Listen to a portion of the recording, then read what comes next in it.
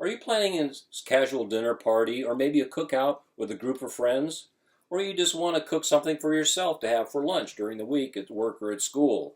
But you want something that's tasty and will satisfy you or your group of friends. Well, I know you have a lot of options out there, but I'm here to demonstrate how to make Midwest style chili as a great option, and I'll show you why. Now, I haven't made Midwest style chili for a group of friends, but I make it for myself all the time. But I don't use a recipe. I use whatever I have available or whatever I choose to get at the store. So it tastes a little bit different each time, but that's okay. I still get the taste that I want out of it to have through the week. So I'm here to demonstrate how to make Midwest style chili by showing you the proper ingredients, how to mix them in the proper order, and how to let them simmer. And I'm going to do that by showing you the ingredients that I've chosen for my chili in this demonstration, how to mix them in the proper order, and how to let them simmer. So let's get cooking. Now, obviously you need a pot to put all the ingredients in, and a large Dutch oven is great because it'll hold all the ingredients and you can stir and not make a mess, whatever. Now, I think any good chili needs a meat, and I usually put like a ground beef or a cube steak or something like that in there, but sometimes I've used chicken and hot links. Tonight I've chosen to use ground beef. I pre-cooked some ground beefs to make sure it's done for the chili. I also think any chili needs to have onion in it. Lots of onion. I put lots of onion in a lot of my cooking, so I have onion. I've also chosen to use a poblano pepper. So I picked up poblano pepper, and then always have to have beans in there. I like to have pinto beans and kidney beans in my chili. And then for a spice, I really love this Old Bay seasoning. And so I mix a little bit of that in there at the start, but I can add more later on. Just don't want to add too much because it's easier to add to than take out. But I really love this seasoning. As for the tomato base, I use Rao spaghetti sauce. I love this on spaghetti, but it's also great as a chili base too. And then for my spice, I really like the Tabasco chipotle sauce.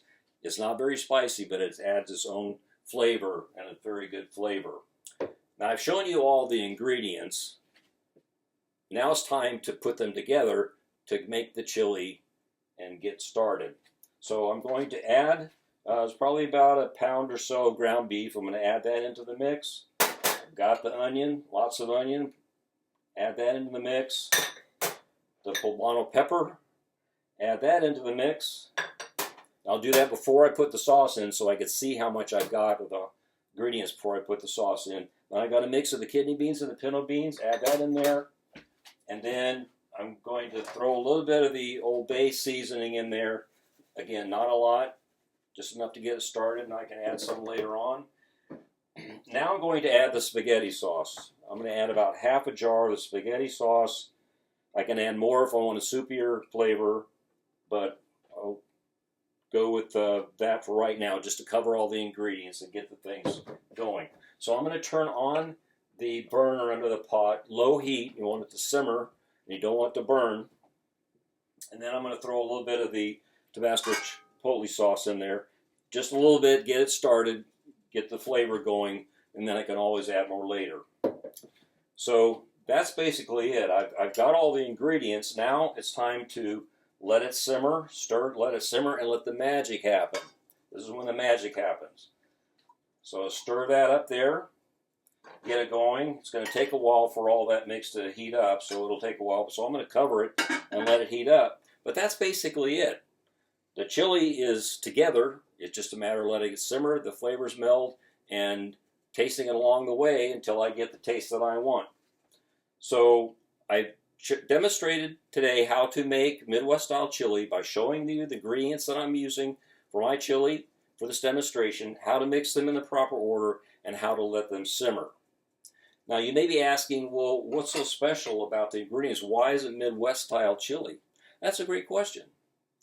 I was born and raised in the Midwest. I'm making the chili. Voila, Midwest-style chili. Let's cook and enjoy. Tasting great already, and it's not even simmered very long.